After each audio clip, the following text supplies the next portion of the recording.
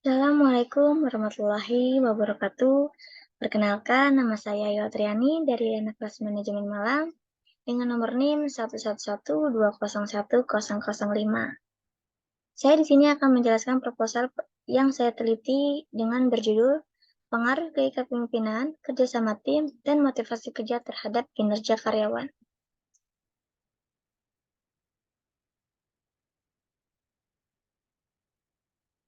Latar belakang. Keberhasilan suatu perusahaan dalam mencapai suatu tujuan sangat dipengaruhi oleh sumber daya manusia yang terdapat di dalam perusahaan tersebut. Sumber daya manusia merupakan faktor utama terpenting dalam sebuah organisasi atau perusahaan. Karena sumber daya manusia inilah yang membuat subjek dari setiap aktivitas perusahaan. Peran sumber daya manusia inilah yang membuat perusahaan tetap bertahan bahkan berkembang di era globalisasi saat ini. Yang menjadi salah satu indikator yang menandakan aktivitas manajemen berjalan dengan baik, ialah perusahaan harus memiliki karyawan yang berkompeten dan berkemampuan tinggi untuk dapat mengelola perusahaan seoptimal mungkin sehingga kinerja kerja meningkat dan dapat memenuhi tujuan perusahaan. Sumber daya manusia merupakan faktor utama terpenting dalam sebuah organisasi atau perusahaan, karena sumber daya manusia inilah yang membuat subjek dari setiap aktivitas perusahaan. Perusahaan atau organisasi yang efektif tentunya harus mempunyai sumber daya manusia dengan kinerja karyawan yang baik. Suatu perusahaan yang dapat dikatakan mempunyai kinerja karyawan yang baik, salah satunya harus memiliki pemimpin yang memiliki jiwa kepemimpinan yang baik. Menurut Toha dalam Rivaldoye tahun 2022, mengartikan bahwa kepemimpinan adalah aktivitas untuk mempengaruhi orang-orang supaya diarahkan mencapai tujuan organisasi. Setiap pemimpin mempunyai gaya kepemimpinan masing-masing dalam memimpin anggotanya pada organisasi yang dipimpin. Gaya kepemimpinan yang tepat dapat membawa sebuah organisasi dalam mencapai perusahaan yang diinginkan. Sini kita bisa dilihat ada prasurvei pengaruh gaya kepemimpinan, kerjasama tim, dan motivasi kerja. Pengaruh gaya kepemimpinan, kita bisa lihat di sini, dapat disimpulkan bahwa gaya kepemimpinan dapat mempengaruhi kinerja karyawan.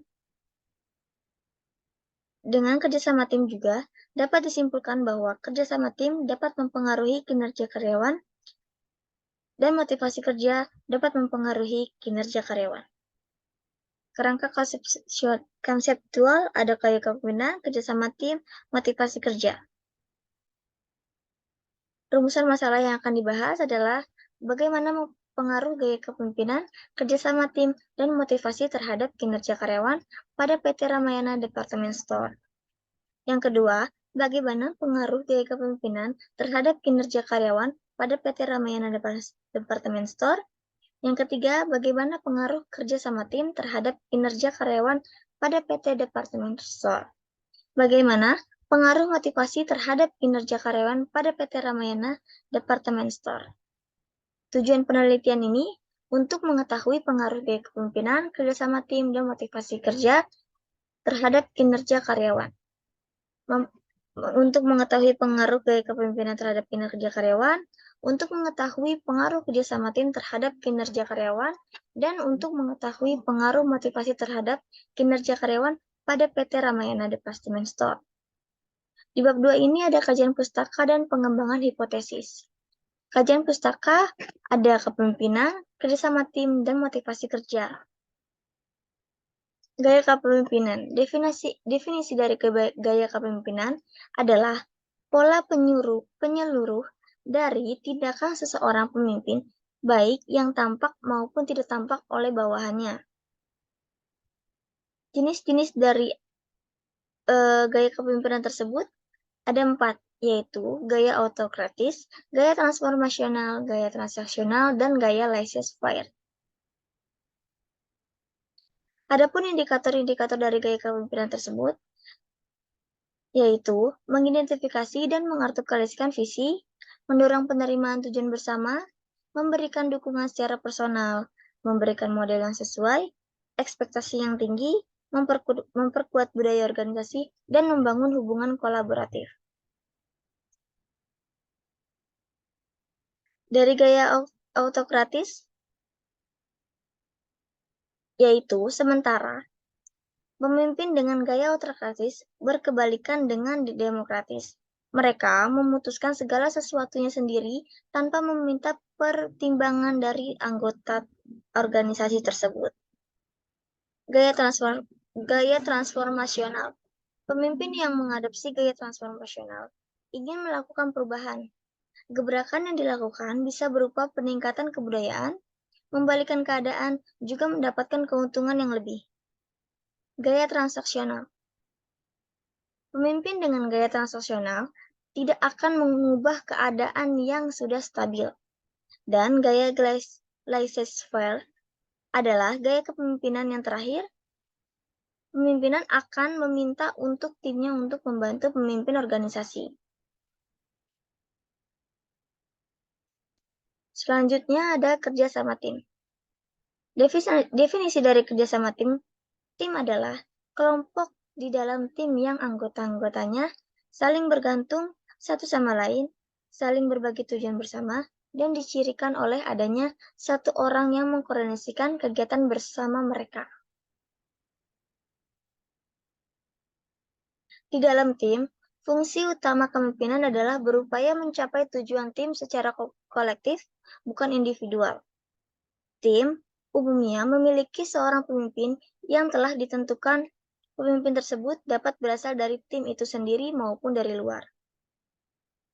Peran kepemimpinan di dalam tim dapat saja dirotasi sehingga mungkin saja diisi oleh para anggota lain antar waktu. Peran kepemimpinan di dalam tim juga bisa disebar antara sejumlah anggota tim tanpa harus ditentukan seseorang pemimpin secara formal.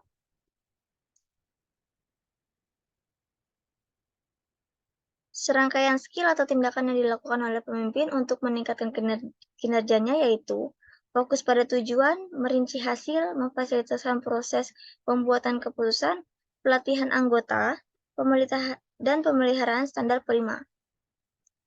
Tindakan dalam konteks ini terdiri di atas pelatihan untuk meningkatkan skill interpersonal, penguatan kerjasama di antara anggota tim, pengelolaan konflik agar konflik tetap ada, tataran intelektual bukan pribadi, penguatan komitmen tim, pemuasan kepercayaan, dan dukungan yang dibutuhkan oleh anggota tim.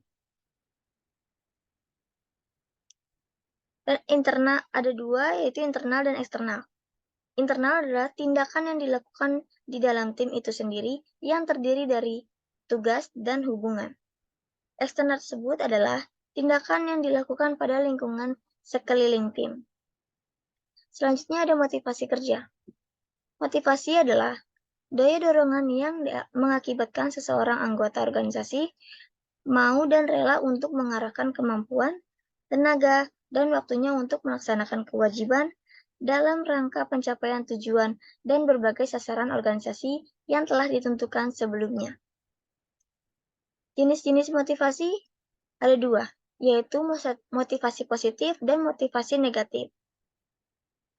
Motivasi positif maksudnya manajer memotivasi atau merangsang bawahan dengan memberikan hadiah kepada mereka yang berprestasi standar. Dengan memotivasi positif, semangat kerja bawahan akan meningkat karena umumnya semangat kerja bawahan akan manusia senang menerima yang baik-baik saja. Motivasi negatif. Motivasi negatif maksudnya manajer memotivasi bawahan dengan standar mereka akan mendapatkan hukuman. Dengan motivasi negatif ini, semangat kerja bawahan dalam jangka waktu pendek akan meningkat karena mereka tetap dihukum, tetapi untuk jangka waktu panjang dapat berakibat kurang baik. Faktor-faktor dari motivasi kerja itu ada keluarga dan kebudayaan, konsep diri, jenis kelamin, pengakuan dan prestasi, cita-cita aspirasi, kemampuan belajar, kondisi karyawan, kondisi lingkungan, unsur-unsur dinamis dalam pekerjaan, dan upaya pemimpin memotivasi. Indikator dari motivasi tersebut ada 5, yaitu kebutuhan psikologis, kebutuhan rasa aman, kebutuhan sosial, kebutuhan harga diri, dan kebutuhan aktualisasi diri.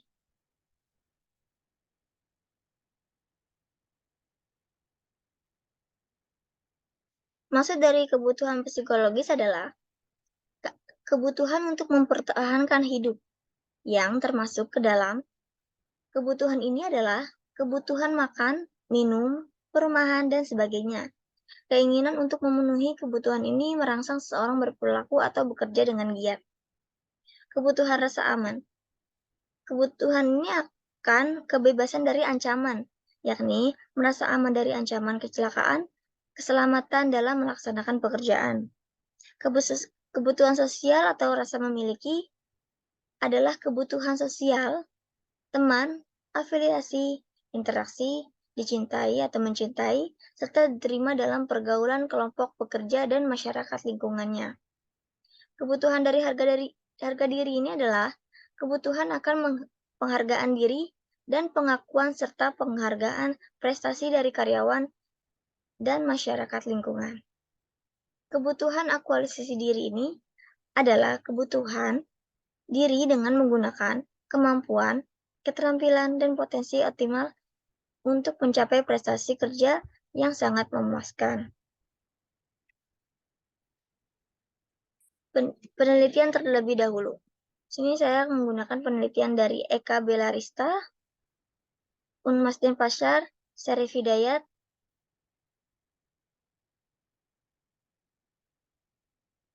dengan variabel gaya kepemimpinan, kerjasama tim, motivasi kerja, dan team learning dengan kinerja karyawan.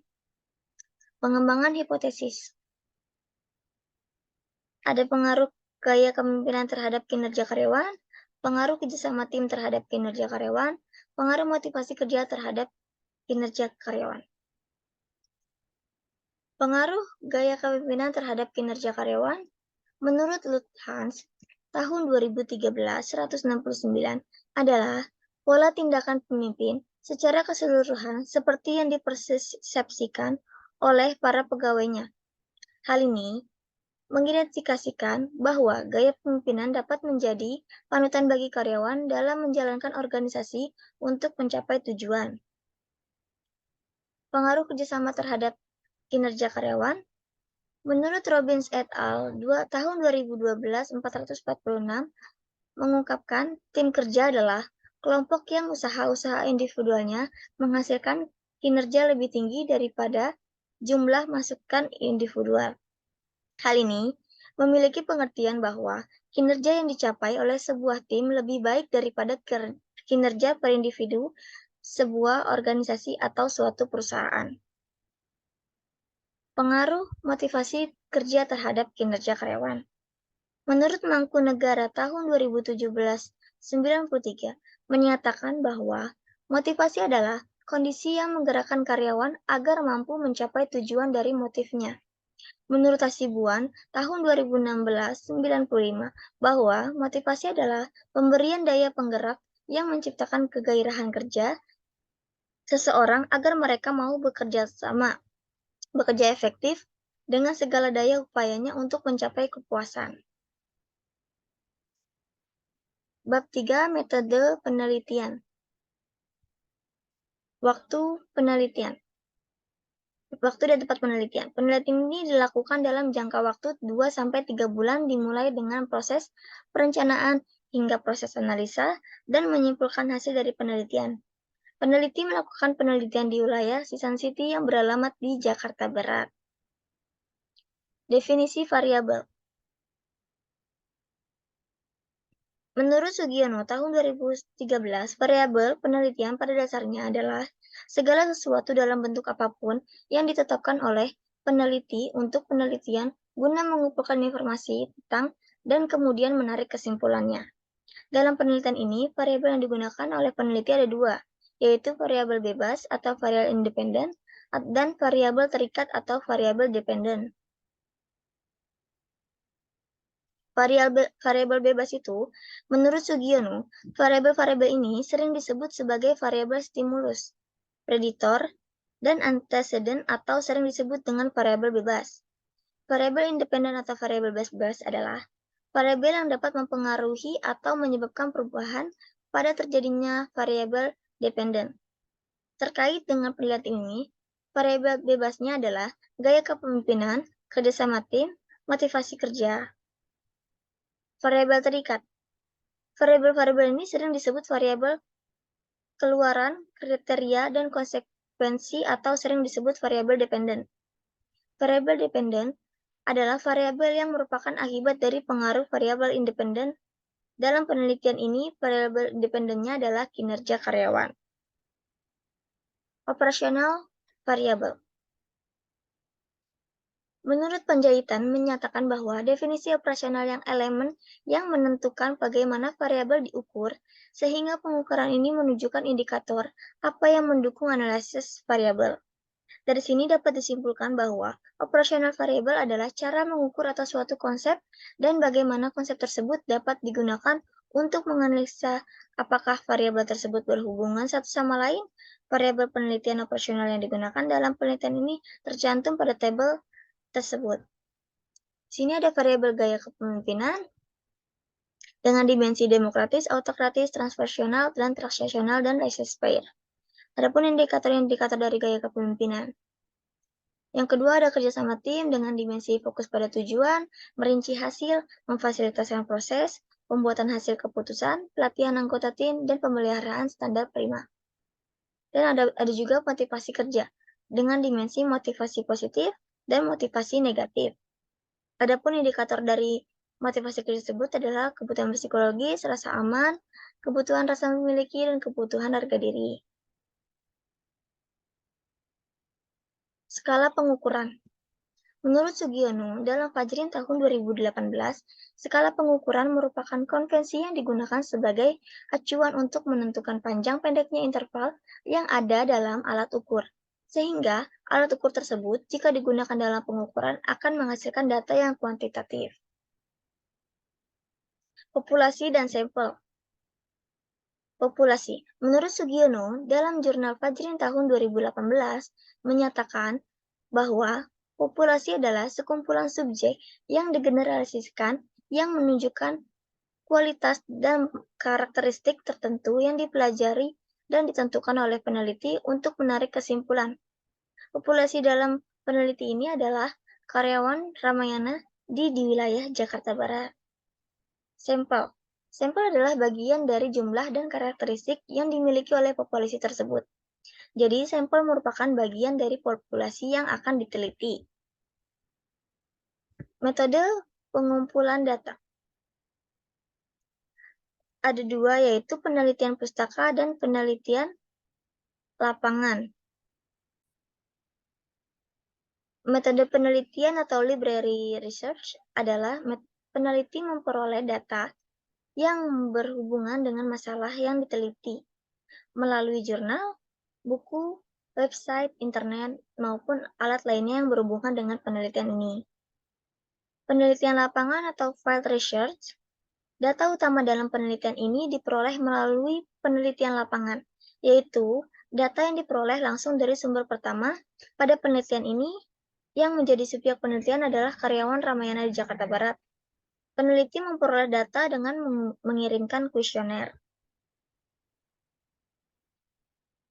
Selanjutnya, ada teknik analisa data.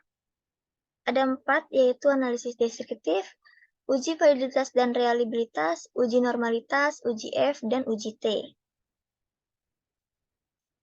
Analisis deskriptif, menurut Sugiono, analisis yang digunakan untuk menganalisis data dengan cara mendeskripsikan atau menggambarkan data yang terkumpul begitu saja tanpa membuat kesimpulan umum. Uji validitas dan reliabilitas.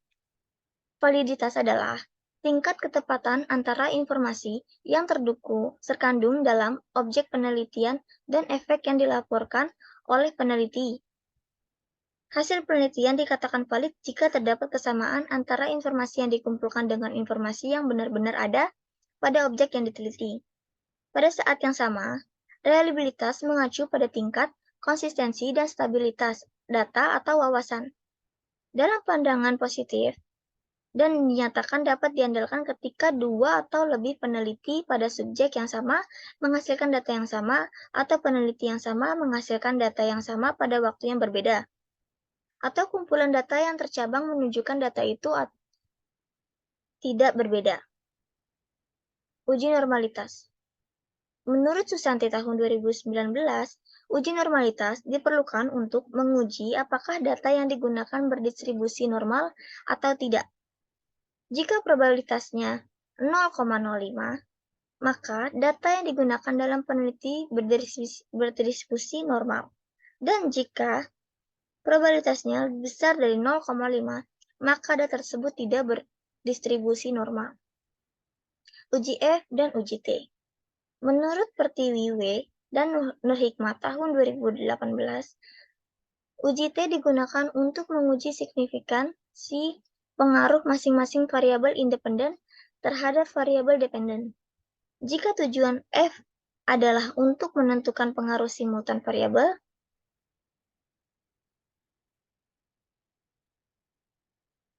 variabel independen tersebut variabel dependen, maka digunakan uji F saat melakukan uji T. Baik tabel T dan uji F harus digunakan. Tabel F harus digunakan sehingga untuk menentukan hasil analisis data dalam penelitian ini. Sekian dari saya. Mohon maaf apabila ada perkataan yang salah. Assalamualaikum warahmatullahi wabarakatuh.